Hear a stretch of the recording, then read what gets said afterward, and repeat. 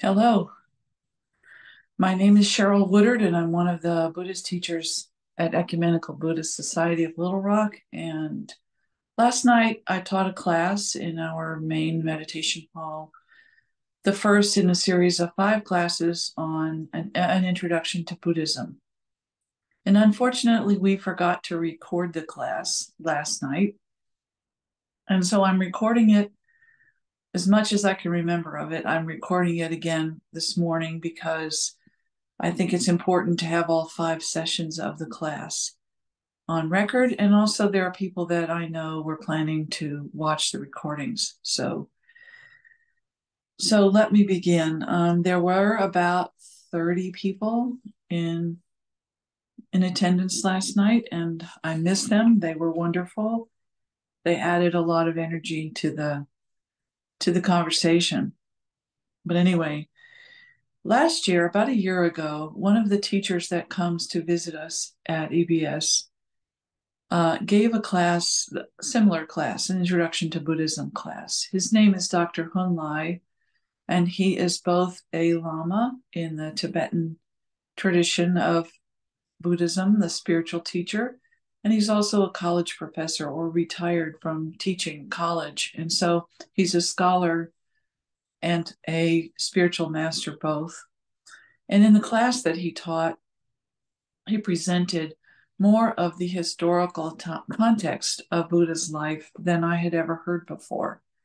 And although I was very well versed in the classic story of the Buddha's life, uh, what Dr. Lai presented was really mind changing for me. And so I'm basing this class on that class, what he told us. We are linking to the videos of his class are available on YouTube, and the link is in the resources section of the readings that I gave you. So please download and use the readings because they're relevant. It will be important for you to know those things. In the readings, I've given you the traditional Buddhist religious storytelling of the Buddha's life story. And it's natural that that telling emphasizes, because it's told by the spiritual tradition itself, it emphasizes his spiritual awakening. But if you back up for a second, I would like to talk about the situation into which the Buddha was born. And this is the part that Dr. Lai presented to us. And it turns out that the Buddha was born into a time of global crisis. I don't know a lot of the details. We don't know exactly why, or what caused the things that people were doing at the time. But we do know that there were mass migrations. Whole populations were moving, on the move, up and moving, possibly because the climate had changed dramatically and they could no longer grow food where they were, and they had to go somewhere else. Maybe a place that was wet is now dry, and so forth. That's one possibility. We also know that um, there were, because of the intermingling of people that had never met before, the spread of disease was happening. And it's possible that there was pandemic of some kind and people were fleeing either from it or towards help.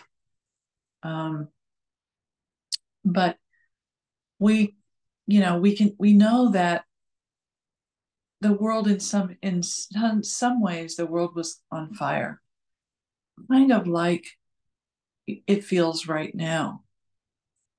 Things were changing so fast and so hard, and people were kind of at a loss. And the Buddha, as a young man, had been born into the ruling class, meaning that he had been given the very best available education at the time in philosophy and science, in governance. He was raised to be a leader. He was trained to be a leader. And so in a time of this great crisis, he felt uniquely responsible. And some people, when the world is on fire, they run for cover. But some people run towards the fire to see if they can put it out. And the Buddha was one of those kind of people. And in my observation, people that come to Buddhism today in this time of crisis are compelled in the same way. They're moved by the same urge that they just feel like they've got to do something. They've got to do something for themselves, but they've also got to do something for the people they love, for the country they love, for the world that they inhabit, for the earth. This is an urgent moment that calls us all to duty, to service.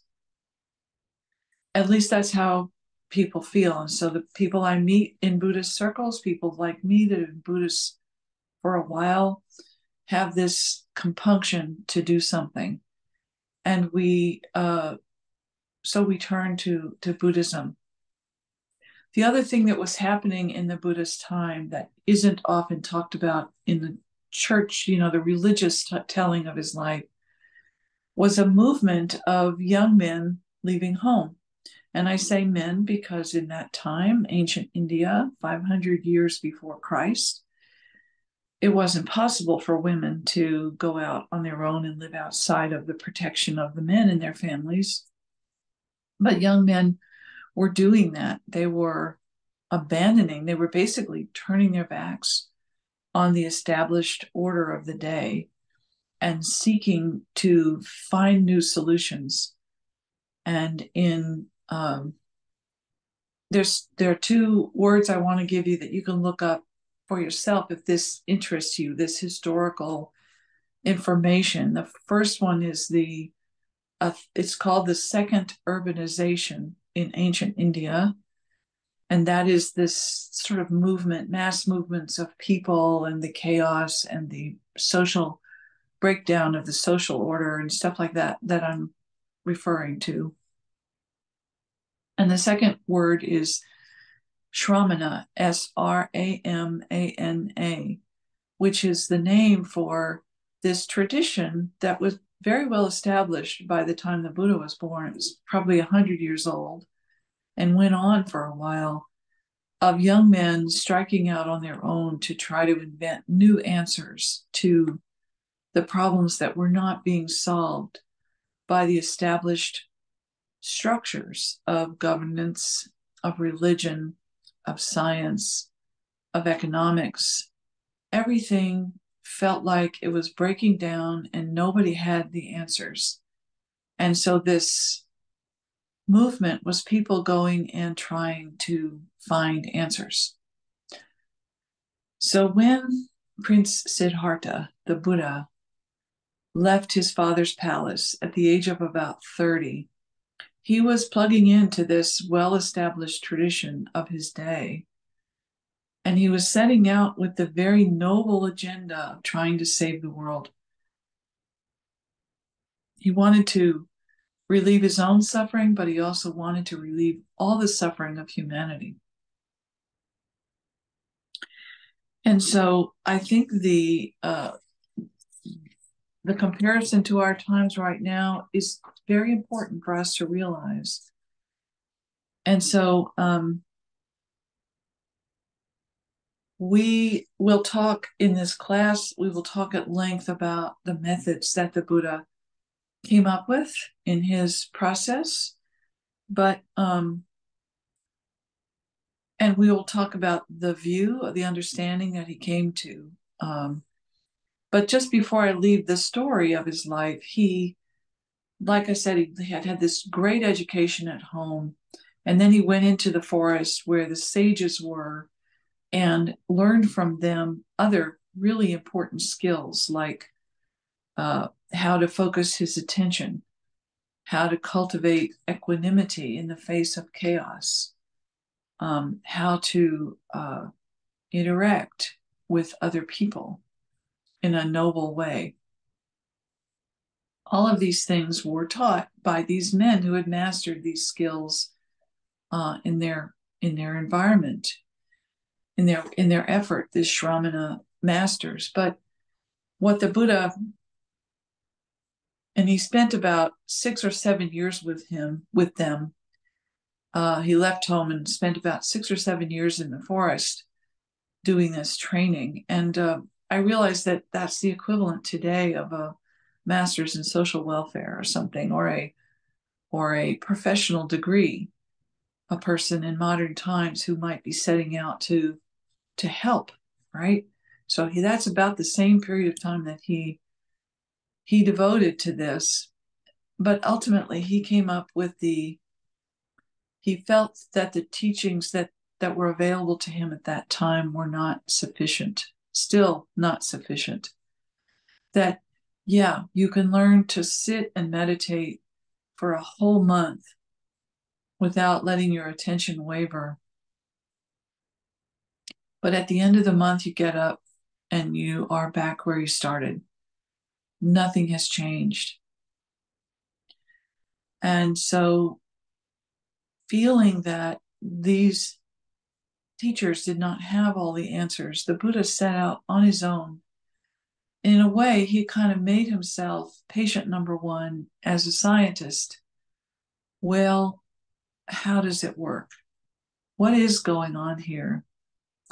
And he set himself under the tree. That's the classic story. He sat down under a tree and he said, I'm not getting up from here until I understand what is going on. So in some ways, although we think of the Buddha as a spiritual master, and certainly he was, we can also think of him as a kind of scientist. He wanted answers, and he wanted practical solutions to real problems. So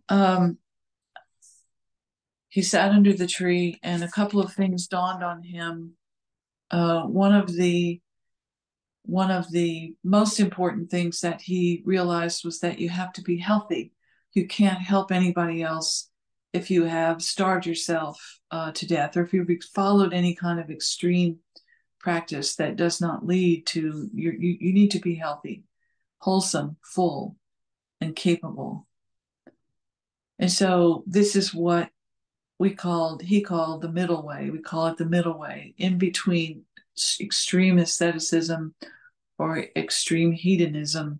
You have to just be very focused on being a disciplined person, but healthy. And ultimately, his path came down to 3 basic instructions. The first is to do no harm. And this is still the basic foundation for all the Buddhist teachings that people follow today. 2,500 years later, we try not to do any harm. We try to live disciplined lives where we pay attention to the effect of our behavior, and we try to treat people well, and not hurt anybody. Be kind. The second instruction, so there's first, do no harm, and second, be of benefit to others. Proactively do good things for other people. And again, we're all in this together. There's a very strong feeling that we are all in the same boat. And the more we help each other, the more we'll help the whole boat full of people. The Dalai Lama has been quoted as saying that his religion, Buddhism, boils down to 2 words, no exceptions. Everyone is important. Everyone matters. We can't turn our backs on any part of the world and turn away, because it all matters. So that's number 2, be of benefit. And the third one is train your mind.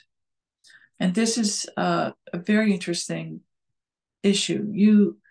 Why train your mind except that your mind is full of resources? And this is one of the things people don't sometimes realize about Buddhism. It's a very, very optimistic system. It's based on the notion that humans are inherently good, that we have within us already all the resources we need, and that we can cultivate skills that we're born with generally lay fallow until we realize what's going on and start to train ourselves. So, one of these skills is compassion. We are hardwired to care about one another. We are herd animals, and we resonate in harmony with each other. And so training in compassion is strengthening that natural capacity. And the other one is wisdom. And we have the tremendous capacity to do good things, to create good things, to make good things happen. I mean, every time I get on an airplane, for example, I'm just struck by the magic of what humans have created with airports and jet engines and food that you can eat 30,000 miles above 30,000 feet above the ground, and systems that keep the planes from running into each other, and it gets everybody on board and in the right seat on time. It's just astonishing over the centuries, over time, what humans have been able to accomplish. And we have that brilliance, that creativity, that absolute wonder inside of us, but it often doesn't get used fully because we're distracted. So train your mind means training these capacities that you're born with.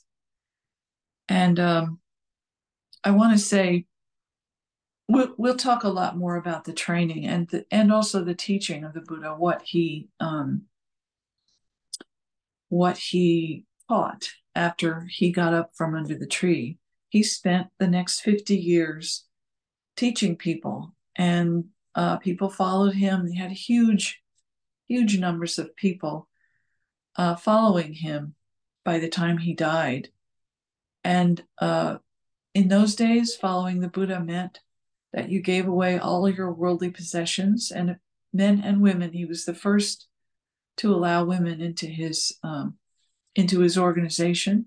So he had monks and nuns both, and they gave away everything. They wore made their own robes and their begging bowls, and they followed him and they studied and practiced with him. And then, as the readings tell you, they did their best. People have done their best to preserve his teachings over the years, memorizing mostly and handing down. And in the home countries, Buddhist home countries, by meaning Asia, basically China, Tibet, India, Southeast Asia, Vietnam, Japan, Korea, in those countries, Buddhism, really the monastic system stayed at the core of the way people practice Buddhism. If you were an ordinary citizen, you basically maybe have a little shrine in your kitchen and you say a few prayers before you cook a meal or eat a meal, and you try your best to be a good person, to do good in the world, to not do any harm, and to think about compassion and wisdom. But in those cultures, there are some people who become professional Buddhists, and they join the monastery, and there they follow the rules. They plug into a system that sustains them, and the community at large financially supports the people in the monasteries. And those people are the ones who pray on behalf of everybody else, or who preserve the teachings and pass them on. People today who want to follow the Buddha's example are trying to integrate his methods into their worldly lives rather than leaving their worldly lives behind. So we're staying in the palace rather than going to the forest or to the monastery. And in a lot of ways, that's much harder, I think. I don't know. I never went to a monastery, but I think it would be one thing to go somewhere and put yourself in the hands of a community that's well established and with rules and regulations and systems in place, as opposed to trying to create something on your own.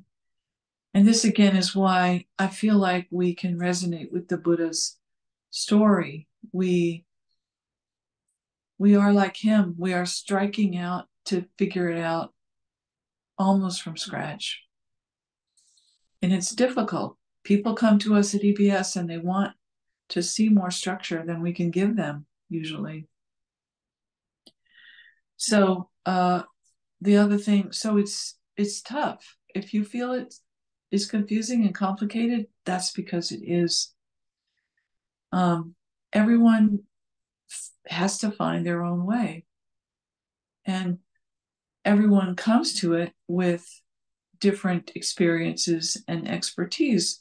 I think it's true in this time that the Buddhist students in the West have usually, like he did, they've tried a lot of other things. People try therapy or yoga or some other spiritual practice, maybe psychedelic medicines. I don't know.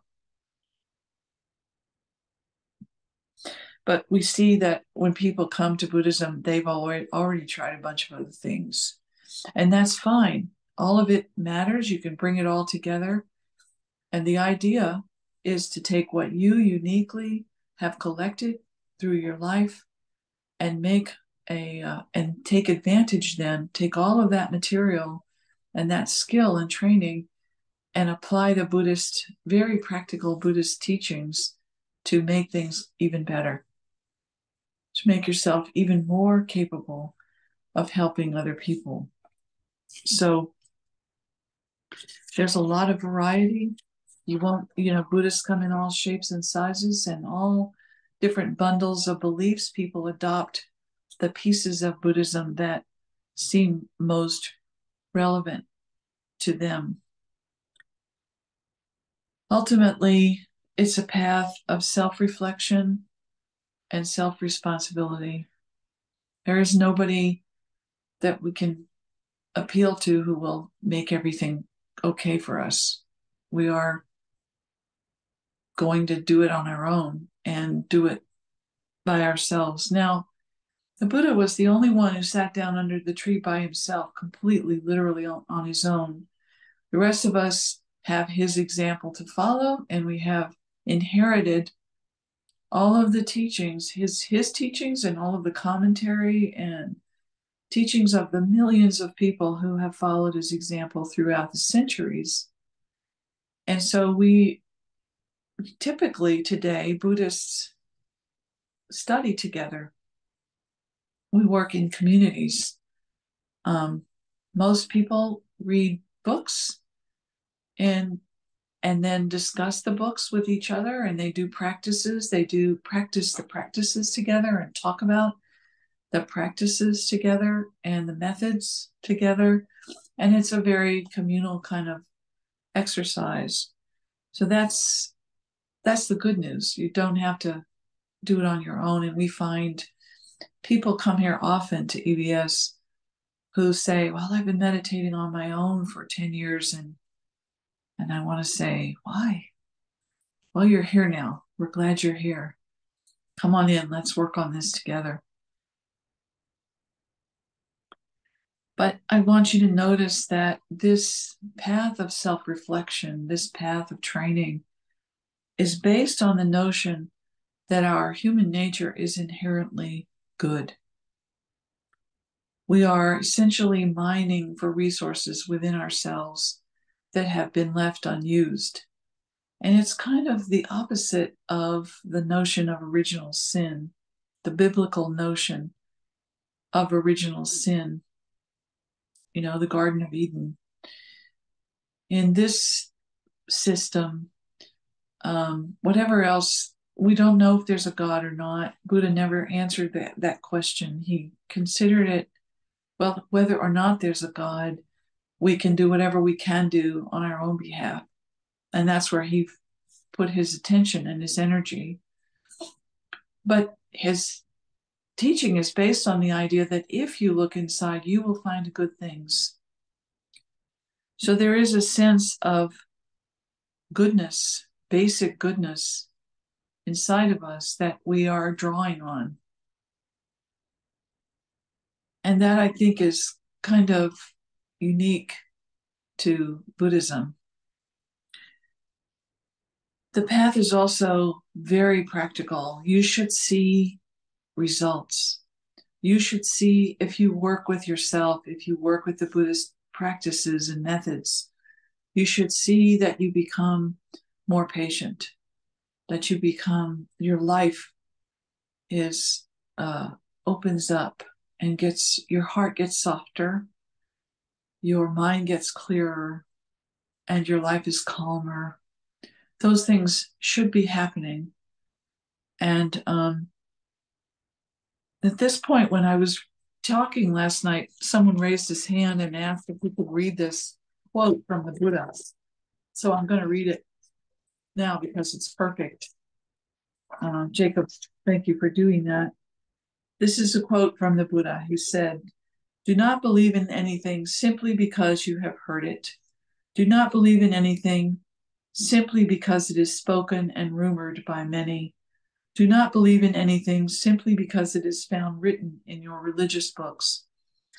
Do not believe in anything merely on the authority of your teachers and elders. Do not believe in traditions because they have been handed down for many generations. But after observation and analysis, when you find that anything agrees with reason and is conducive to the good and benefit of one and all, then accept it and live up to it." So there's no mention of faith. There's only those 3 instructions, do no harm, do good things, be of benefit, and train your mind. This path is always also very gentle. You can't go to war with yourself and expect a peaceful outcome. So even though our culture, our puritanical culture, is very driven and hard-nosed and goal-oriented, we all have agendas. We want to be better. We want to do it right, to get it right. So the basic message, though, we do not get trained in our culture how to be kinder to ourselves, how to be more patient with other people. But the gentleness is essential to the Buddhist training. And you will see that. Now, at this point, last night I opened I asked the group to raise their questions, and a lot of really good things happened, and I wish we had recorded them, but I'm going to try to recreate them. Okay, so one of them was what happened to the monastic life in Asia. And I told the story of a teacher named Suzuki Roshi, who's the founder of Soto Zen, Japanese Zen in America. He came to San Francisco in the 1950s, right after World War II, by the way. And he came to minister to the Japanese community that were living there, the immigrants, and started the San Francisco Zen Center.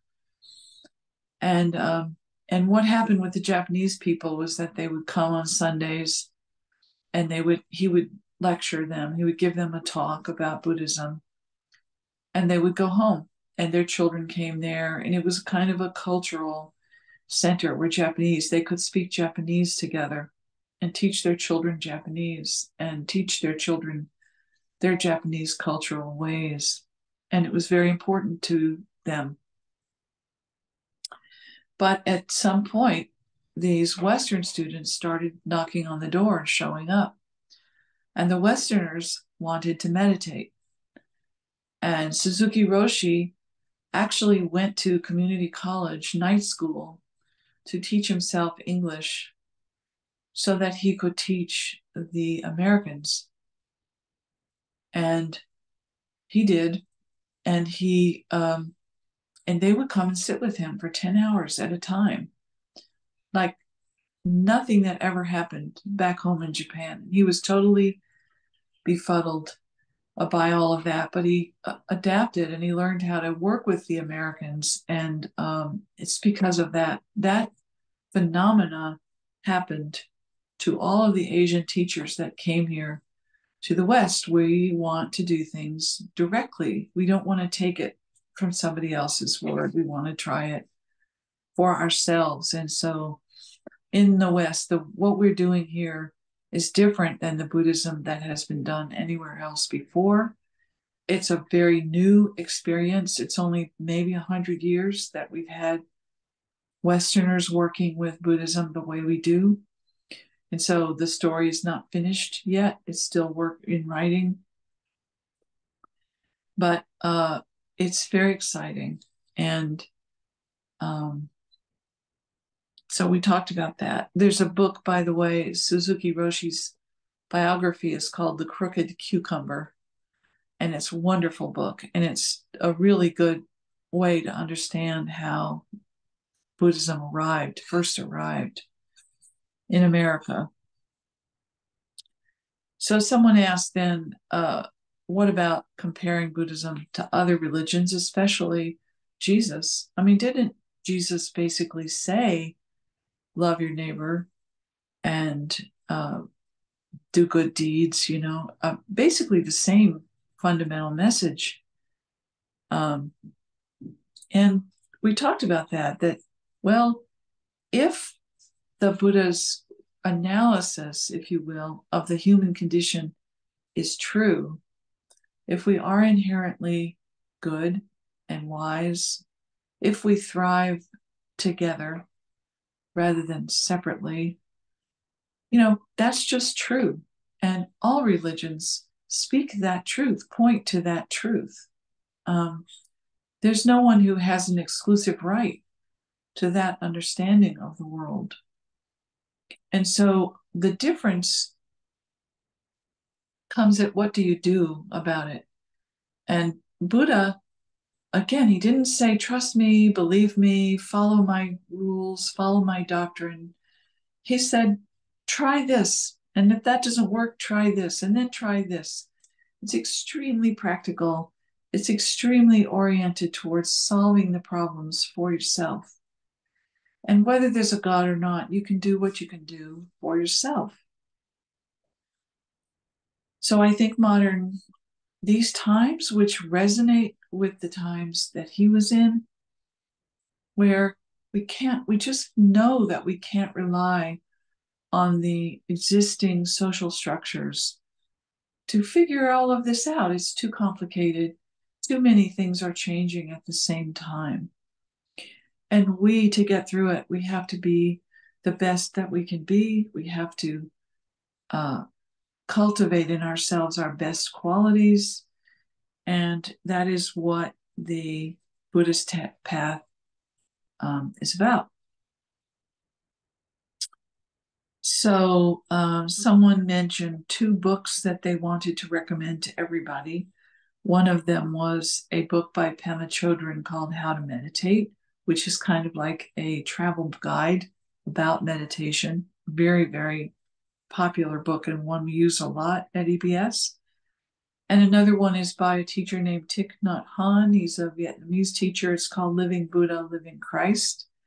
And it actually head-to-head compares the Buddha's teachings to the teachings of Jesus. And then someone asked if we could meditate together. So we did, and I'm going to do that right now for just a minute. I'm going to guide you just briefly through a little meditation. And this is because we've been talking about it. The meditation has 3 parts. It starts with settling the body. And this is probably the most important part of the meditation, because your body, no matter what you're thinking or what's running through your mind, your body is always in the present moment. Your body is always reacting right here and now to the light in the room, the temperature in the room, whether or not you're hungry, the conditions that you're in. So your body is rooted in the present, and that is what we want. We want to connect to the present moment. So we start by settling the body. We assume a posture that is both upright but also relaxed, no stress, peaceful.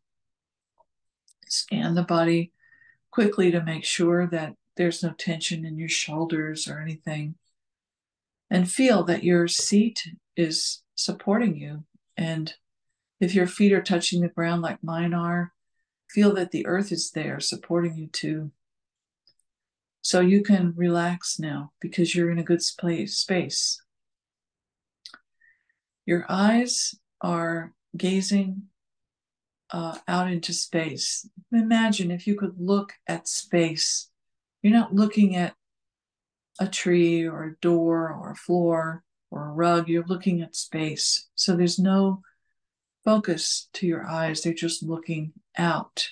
And that's part of being present. And then you connect with the space around you through the medium of your breath. So this is the second part of the meditation. This is opening your awareness outward. So you notice the breath moving your body. And we use the breath because the breath is completely neutral. Nobody worries about whether they're breathing correctly or not. They just breathe automatically. It happens. And so you can just notice that the body is breathing and maybe make a couple of deliberate breaths. But as the body settles, the breath settles too. And then when you feel settled and connected, the next step is to look at your mind. The Tibetan word for meditation is Gom, Gom, and it literally translates to becoming familiar. So what we want is we want to observe the activity of our mind. And our mind is always active. You're not going to find a nice, calm, quiet mind. You're going to find stuff going on. The question is what you do with it. So some people use a technique called labeling, where whatever comes up into your awareness, you label it as thinking and let it go. The analogy that's sometimes used is that you're at a train station and trains pull in and trains pull out, but you don't get on them. You notice, oh, that's the train to Baltimore, but you don't get on the train and ride it away. You just let the thought come and you let it move on without doing anything with it. So I'm going to ring the gong, and for a couple of minutes, we'll just do that, observing that meditation. Settle your body, feel your breath, and watch the thoughts come and go.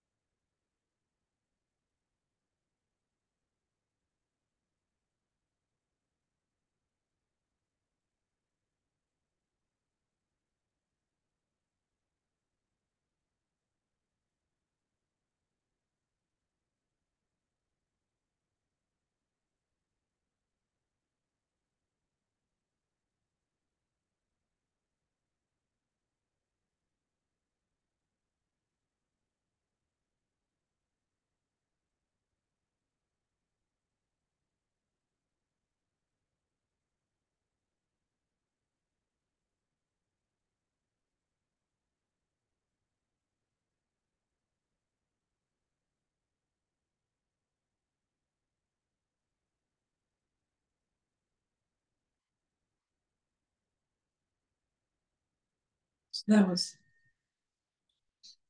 not terribly long, but that's the idea. At this point last night, someone asked me about mindfulness. What does mindfulness mean? And you hear that word out in the world all the time right now. You hear mindfulness, uh, stress reduction training, and people are doing mindfulness at work or in the hospital or in their yoga studio or in their old folks' home, in schools. And here's what I would say to that. What I did say to that is that Buddha's goal in mindfulness is to pay attention to your awareness, to train your awareness on your mind, and look and learn about the workings of your own mind. So it's curious, it's almost scientific. It's like training, literally training to be present with yourself. There are other kinds of mindfulness, that what's called mindfulness, which have a different goal. And one of them is, for example, people, when I was giving birth, I did a kind of mindfulness meditation where I had a focal point, and I would focus on that instead of the pain. And the fact is that the human mind is extremely powerful, and we can do a lot with it. And so there are all these practices that are being taught under the name mindfulness, which are about maintaining a particular specific state of mind. And they can be very helpful, extremely useful, no problem. They're just not the same as Buddhism, because it's like I said before, the Buddha could sit in a trance for a month, but he got up and he said, I haven't learned anything.